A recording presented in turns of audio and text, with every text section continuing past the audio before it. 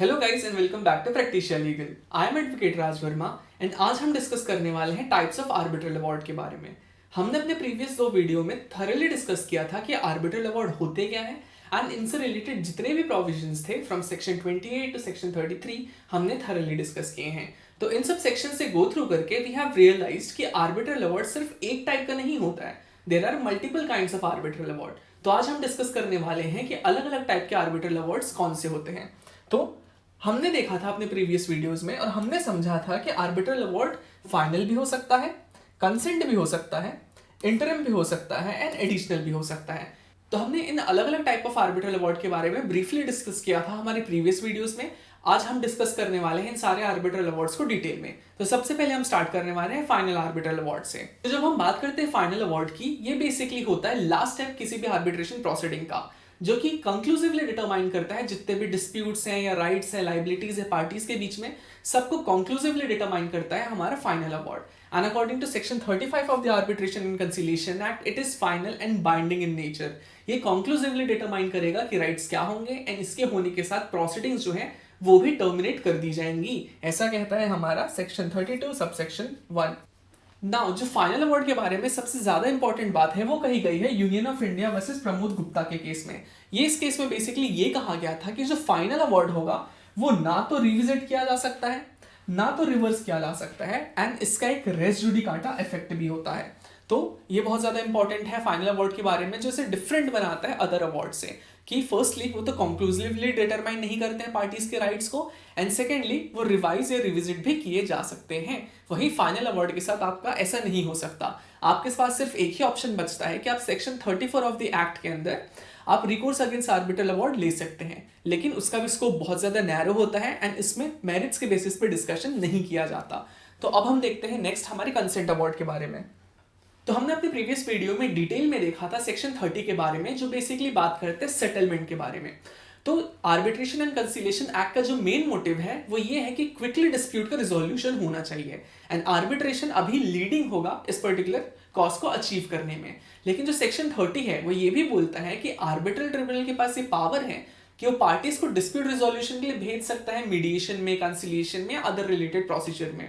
And ऐसे किसी procedure से, ऐसे किसी सेटलमेंट में अगर पार्टीज अग्री कर जाती हैं तो उनके पास राइट है पार्टीज के पास कि वो आर्बिट्रल ट्रिब्यूनल के पास जाके कहें कि उस पर्टिकुलर अग्रीमेंट को या सेटलमेंट को आर्बिट्रल अवार्ड के फॉर्म में रिकॉर्ड कर लें।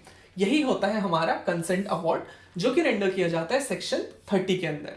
तो इसकी बेसिक सबसे इंपॉर्टेंट बात यह है कि it will have the same effect and status जो कि नॉर्मली आर्बिट्रल अवार्ड का होता है। और यही बात कही गई थी हमारे सबसेक्शन 4 में ऑफ सेक्शन 30।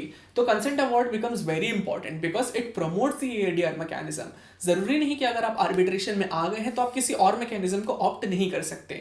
सो ये इंकरेज करता है arbitration, mediation, arbitration hybrid medium को, या arbitration conciliation, arbitration hybrid medium को, and it becomes very important because it helps the parties to reach out a complete conclusion. Thirdly आते हैं हम एडिशनल अवार्ड पे, जो कि लिया गया है सेक्शन 33 के अंदर। पर्टिकुलरली सेक्शन 33 जो है वो बात करता है करेक्शन की, इंटरप्रिटेशन की एंड एडिशनल अवार्ड की। तो जो एडिशनल अवार्ड है उसके प्रोविजन मेंशन्ड है हमारे सबसेक्शन 4 ऑफ सेक्शन 33 में।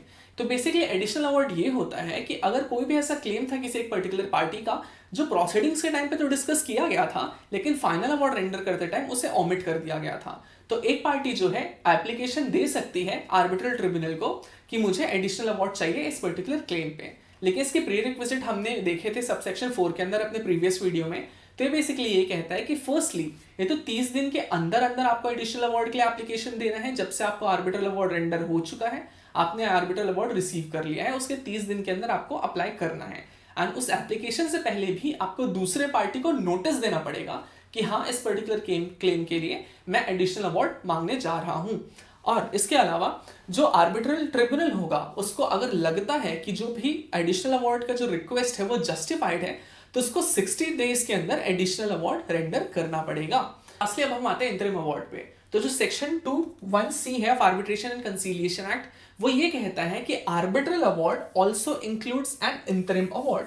यानी कि जो arbitration and conciliation act of 1996 है वो रिकॉग्नाइज करता है इंटरिम अवार्ड को। इसके अलावा जो सेक्शन 31 है, सबसेक्शन 6 है, वो एम्पावर करता है आर्बिट्रल ट्रिब्यूनल को कि अगर वो किसी भी मैटर में फाइनल अवार्ड रेंडर करने की पावर रखते हैं तो उस मैटर पे वो एक इंटरिम अवार्ड भी ग्रांट कर सकते हैं। ये इंटरिम अवार्ड को डिफाइन करते हुए we have one particular case and that is legal representatives of late Mohandas versus ADJ number 3 Jodhpur and others.